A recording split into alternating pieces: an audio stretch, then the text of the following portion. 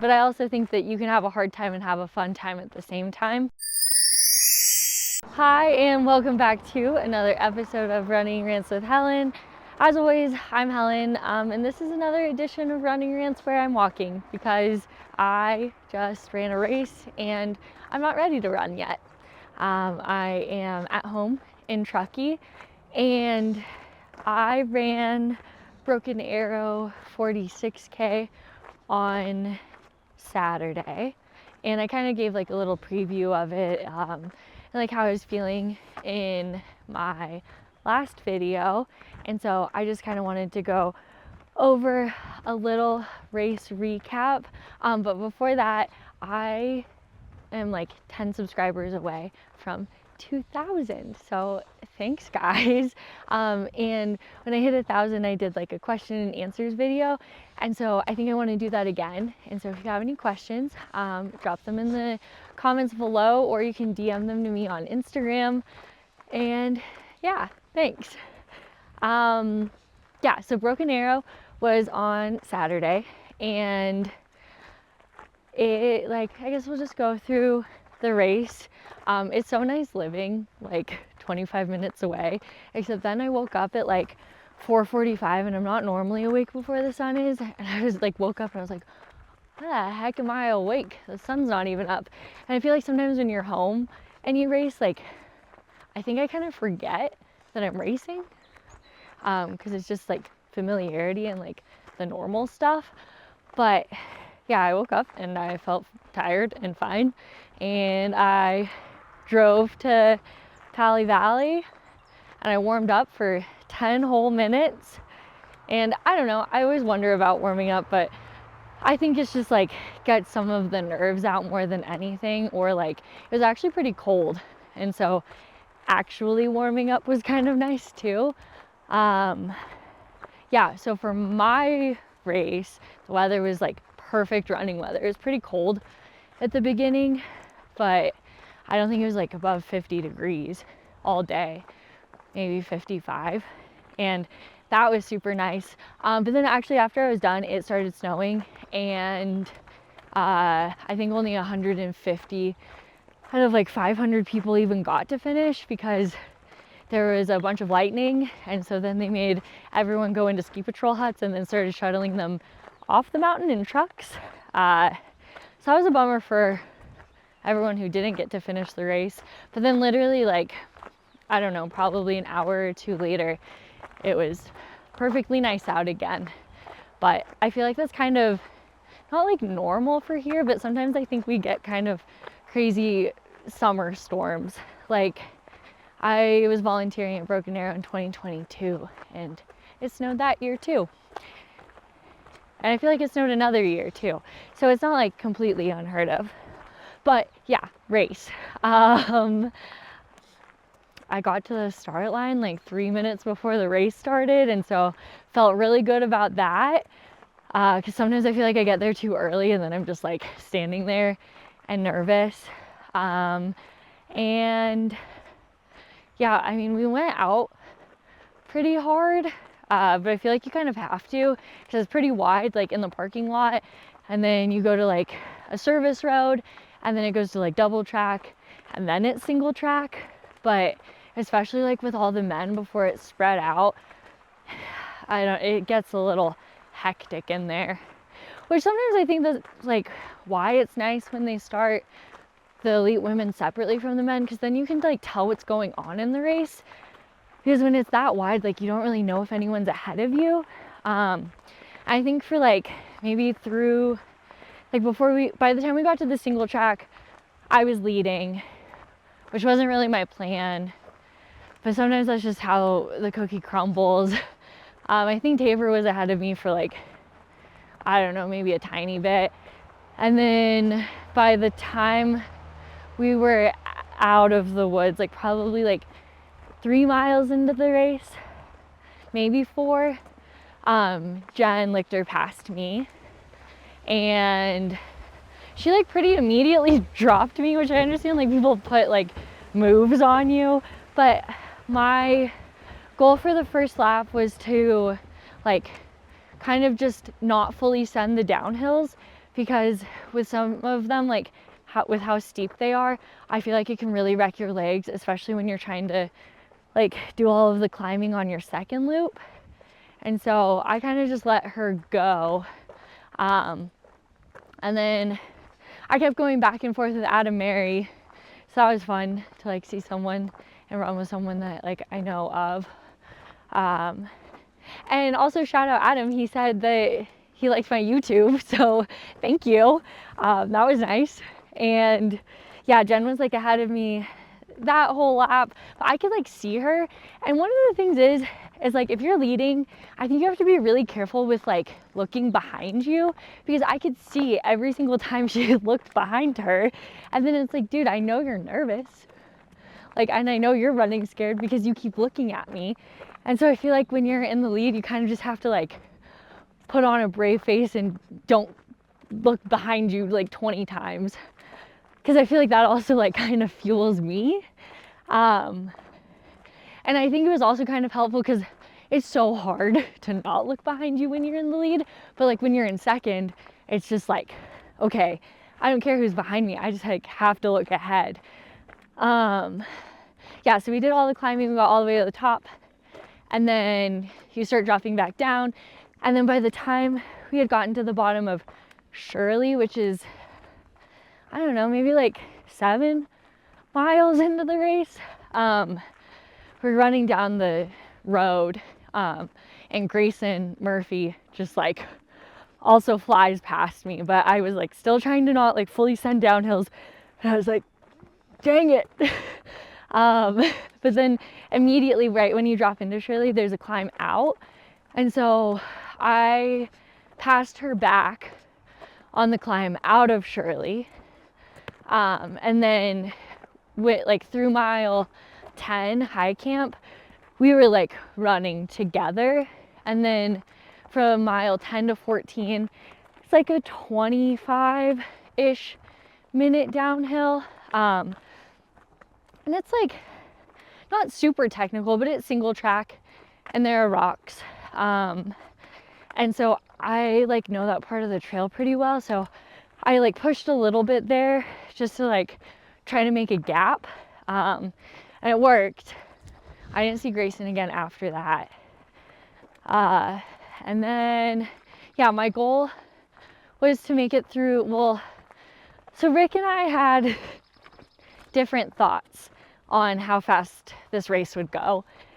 His guess was 4:45, I think, like 4:40, 4:45. He said winning time would be, so stay tuned to see if he was right. And I was fully convinced. I'm like, no, I think that we could probably run like 4:30, 4:35. Like, I don't think we should be that far behind the men. So Rick said, like, first lap, ideally I would be like 2:18 to 2:23. Yeah, somewhere in there. And I didn't look at my watch until after I had gone through the village and I saw 2:15 and I said, ooh, that was a little fast. But like Jen was still ahead of me. And like, it's kind of funny if you look at my split from the first lap. If I had run the exact same split, I think I would have been like 10th in the 23K. So right on. But at the same time, because I had in my mind like, well, I think if I run a really good second lap, I can even split it or like barely positive split it. Like in that case, I mean, 4:15 really isn't that much too fast.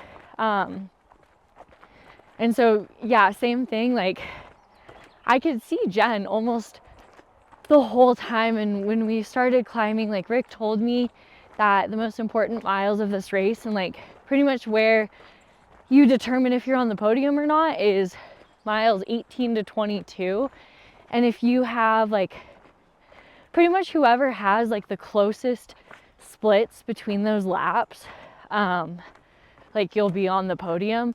And so it was really important that like I tried to push there. And so I was like pushing pretty hard there on like all the uphills. And right after like Olympic lady lift, So that's like the second of 3 like pretty big climbs. I caught up to Jen and I passed her as she passed me, and then I passed her, and we were both like kind of going back and forth, which was pretty fun. But that's about where my legs started cramping, and then she would pass me and like she would start cramping, and then I would try to pass her, but like going any harder I would start cramping. So it was just kind of like who could push and not cramp, which is like so funny. But yeah, she ended up passing me. I was still cramping. I like couldn't close the gap. So she made it to the top like before I did for sure. And I think she had honestly like put at least like a minute, 2 minutes on me at that point. Yeah, I didn't do good enough at drinking water. And so I think that was like kind of the cramping thing, because especially like when it's cold, I don't think I did that good of a job. Yeah, like the outside of my shin was cramping, and then whatever was cramping like wraps under my foot. So then like the side of my leg would cramp, but then also the bottom of my foot. So like running, trying to put my foot down was weird. And then my calves were cramping, my hamstrings were cramping, like right in here was cramping. So yeah, at that point it was just like, okay, push as hard as you can without like cramping so bad that you fall.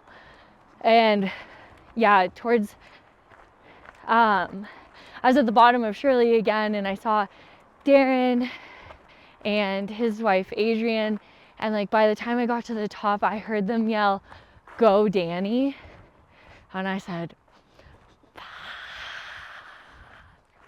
because I don't think Danny is someone that you want behind you on like the final descent of a race.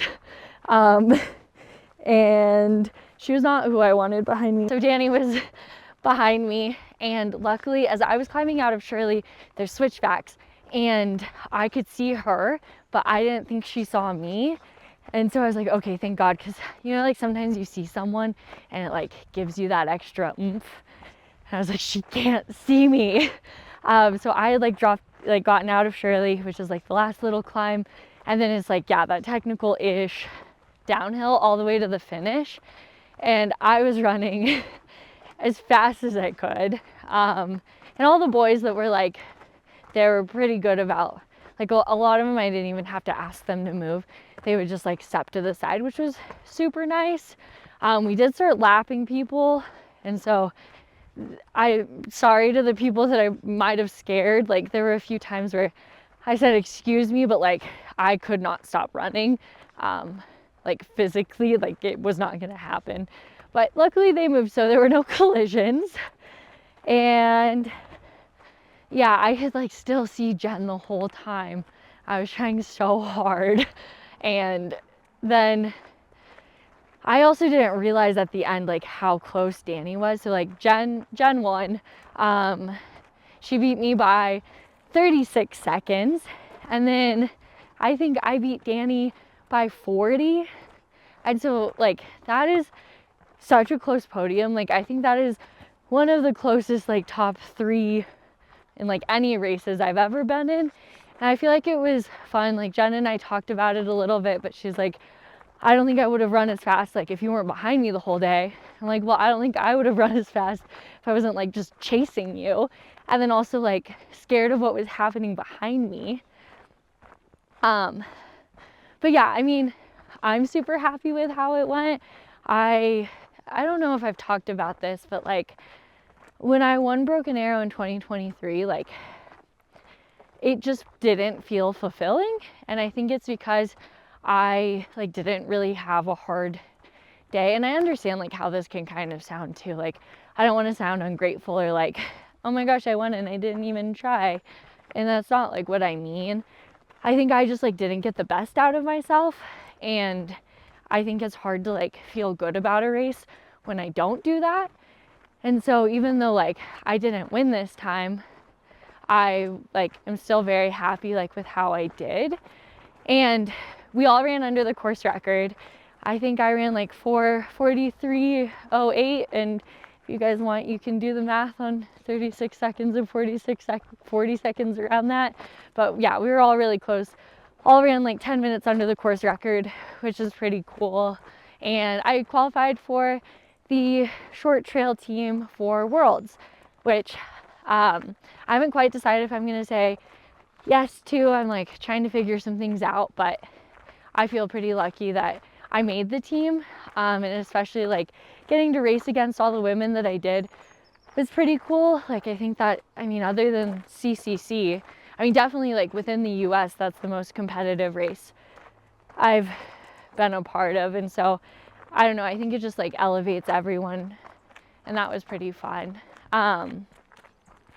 Something though, and I don't want this to sound like an excuse, because it's not what I mean by it, but like, and it also, like, with this being said, it's not to say that I would have done any better if anything was different, but like by the time I was climbing up the first hill, my legs were lactic and I had to hike so much more than I normally would, and I just felt like overall really bad.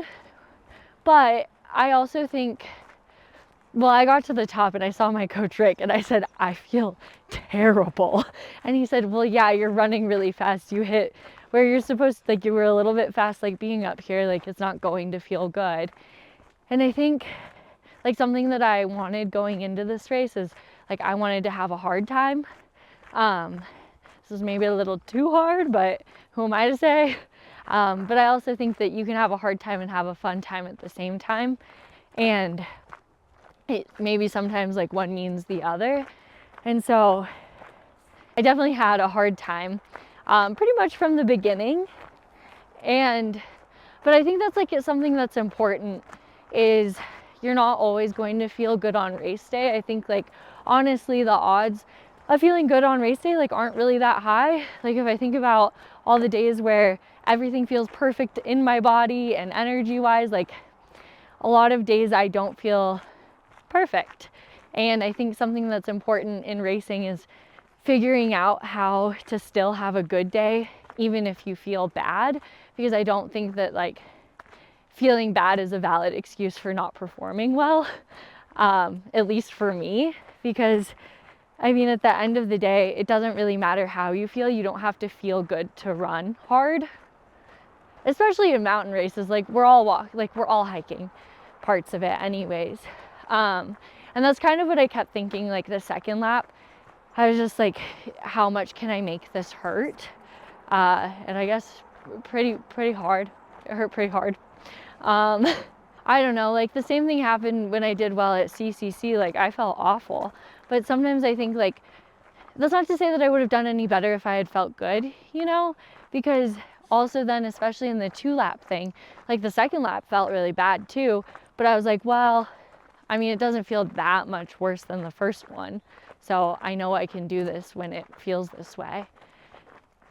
And yeah, I don't know, like, I'm gonna say it. I'm just like so over, especially pro runners, like just dropping out of races or being like, it wasn't my day. Like, it's not always going to be your day. And I think it's about like figuring out how to like still race well when it's not your day, because I don't think it ever really is. And when it is, maybe you get to have like an exceptional day. Like running is literally supposed to be hard. And I think maybe if you're in a place where you don't want that hard, like that's fine. But I don't think like running that far and that hard is never going to be easy. So I just like, it was too hard. I don't know. That one kind of pisses me off. Because yeah, like I said, I don't think you have to feel good to run good. Also though, it was so fun because I think like one of the benefits to living here too is like Broken Arrow is my hometown race, and I got to see so many people I know on course, or like my friends were volunteering, or like Rev, who I coach with, she was like out on course where there's like pretty much no one, and I would say it's one of the harder parts of the course, and she was out there both laps just absolutely screaming her head off at me. And I just think it helped so much. especially like when you haven't seen anyone in a while. And so, yeah, shout out Reb. That was so helpful. And then like you finish and you get to see all your friends, and my grandparents were there, and like Rick was there. And I will say though, I do still think that the women can run faster on this course. I think the men broke the course record by about 10 minutes. So did the women. So we're like still the same distance. I don't know that it's me that can run 4:30, 4:35 on that course, but I think someone can. Talk about your your headspace on the last descent. Did you feel like you were chasing down Jen, or did you feel like you were running away from Danny? And talk about like your thought process as you're going down. Well, honestly, like, cause I didn't know how close Danny was at that point, and like she shared a lot about like how downhill, like she's become a little less confident in her downhill running because she broke her foot, which I don't think is the case anymore. So I just like didn't really know how well she was running, and I was like not looking behind me, and so I feel like my mindset was like chase down Jen, chase down Jen. Yeah, I feel like that's mostly what I was thinking about, because also, yeah, I just didn't really know what was going on behind me. And I think it's just like, I think I run better when I'm not like fearful.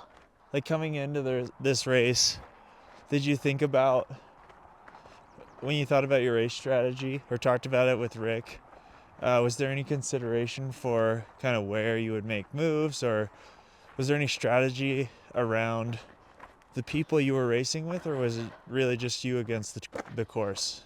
Well, I mean, like I definitely focused, like I said, on miles 18 to 22, but it definitely wasn't like about specific people, because like sometimes people have good days, some people have bad days, and then like if they're not where you thought you would be, then like you kind of create a race plan about like a lot of unknowns, you know?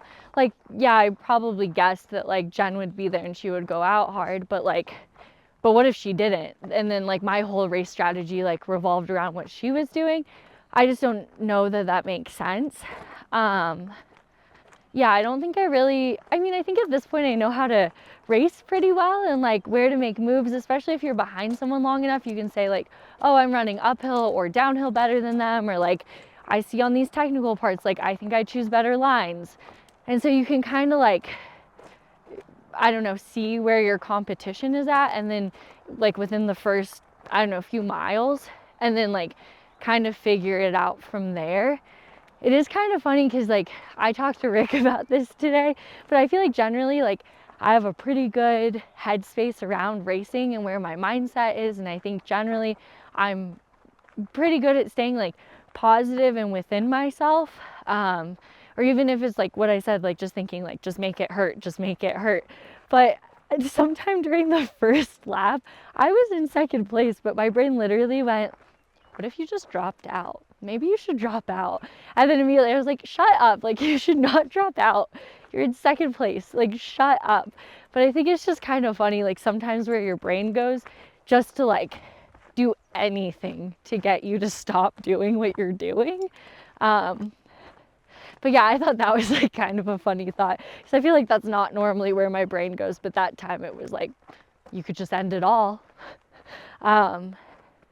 Also, I rolled my ankle like up near KT, which is like probably the second climb out. It's the second climb after Snow King. And I like rolled over the top of my foot and like kind of heard a pop. And I said, oh no. And then I thought, that didn't happen. Like, actually, you're still running. You're good. That didn't happen. And I think it's fine. My ankles are kind of sore, but I don't think it did anything that bad.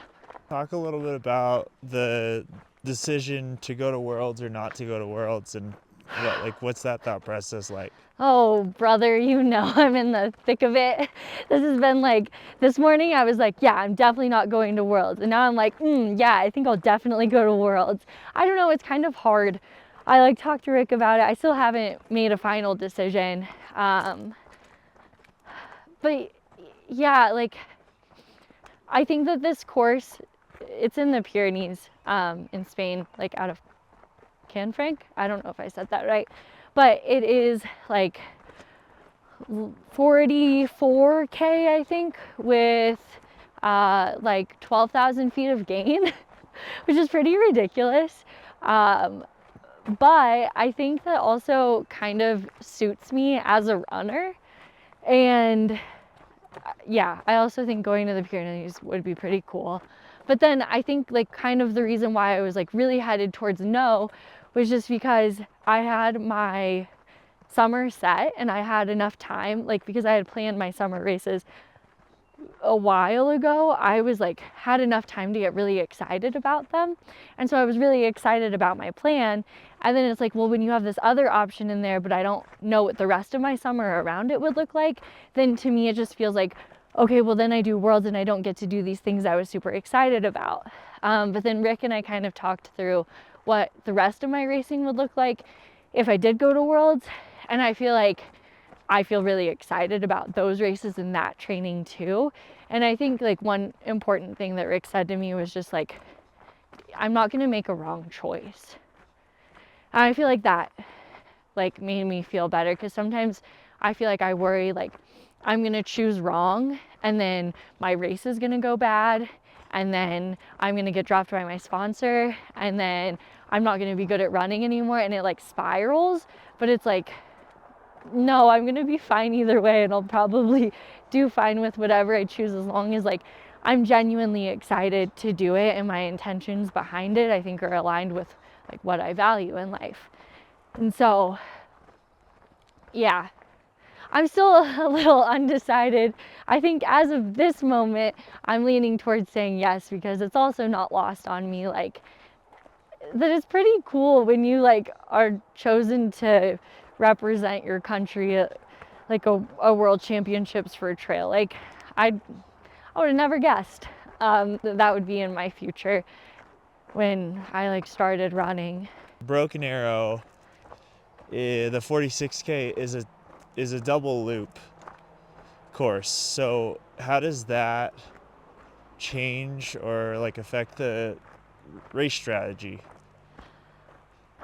I think you just like know everything that you're gonna run up and down, which I already know because I know that loop, but like it's maybe not sending the like to get back to the village. So like the final descent of the first lap is pretty long.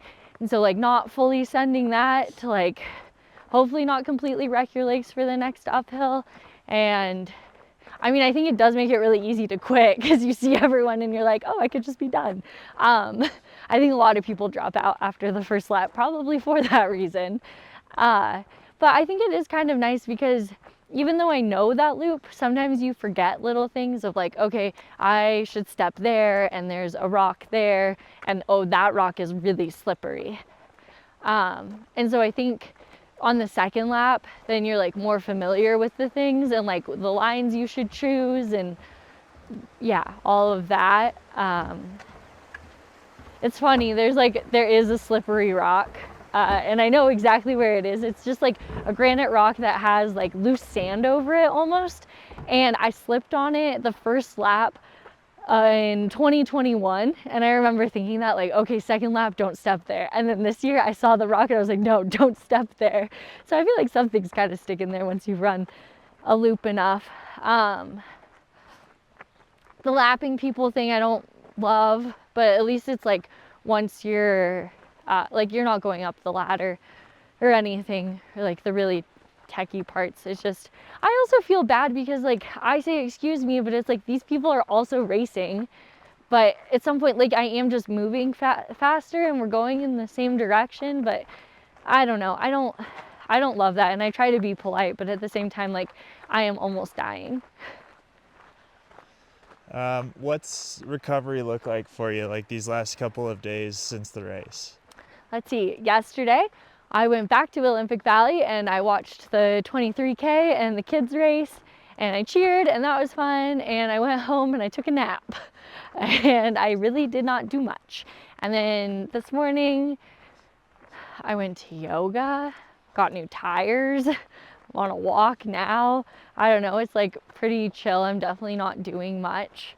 And then I think tomorrow I'm gonna try to run. I don't know if normally I would try to run that early, like just with how my quads feel and stuff, but one of my friends asked to run, and I want to go run with her, so I'm gonna try, and I think it'll be fine.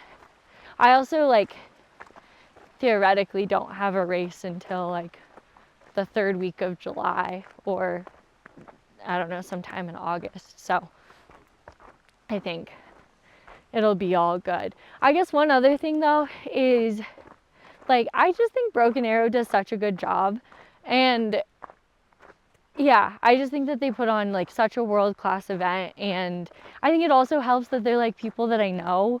But I like Andy Anderson is out there like shoveling snow steps for all of us, and like Steve Havitt is out there like marking the course and making sure that like everything is perfect, and like Brendan and Ethan and Jeff and everyone, like they just do such a good job.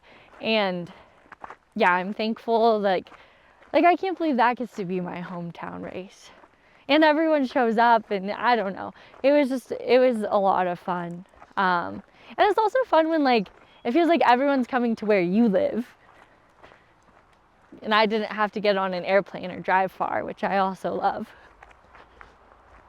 Okay, last question. Did you learn anything about yourself as a person or an athlete, like through this year's Broken Arrow experience? Yeah, I mean, always. I think it's maybe something that I already knew, but this kind of just like solidified it, that like I can still run really well, and I can still have really good days even if I don't feel good. And I think like I find comfort in that, because I think I used to have the thing like I'd show up to a starting line and I didn't feel good, or like I would start running and like things would feel bad, and I would almost like panic and be like, oh my God, I'm gonna have a bad race. But I think now that like this has happened again and like I still did well, I feel like it just solidifies like, yeah, that how you feel doesn't matter. It does not matter. And it's not, yeah, like maybe if I felt good I would have done worse, who knows. So yeah, I think I like learned that, or I guess that was just like re-solidified. And then also I don't know, sometimes you have to make game time decisions. Like I needed to drink more water, but also I think if I had stopped at high camp to get water, I think Danny would have beat me. So like sometimes you have to kind of like decide, like, can I make it, can I not? So I should have drank more water. Cool. Wait, one more thing too.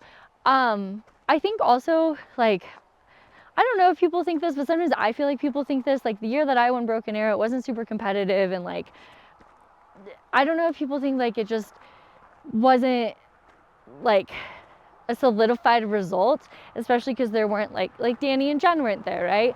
But then I feel like when I get to compete with a bunch of other really good people, it like kind of solidifies it for other people that like I can compete with them. Like Danny and Jen, I think, are like two of like the best 50K runners like in the US right now. And like there are plenty of other women that I feel like fall in that category that like maybe didn't have the day that they wanted. And so I feel like, yeah, it's just kind of, I guess, a confidence booster too, that like I'm able to compete with them. Yeah, I think that's it. Thanks for watching another episode of Running Rants with Helen, walking edition. Like I said, if you have any questions for my next video, you can either drop them in the comments below or DM them to me on Instagram. Thanks for watching, and I'll see you guys next time.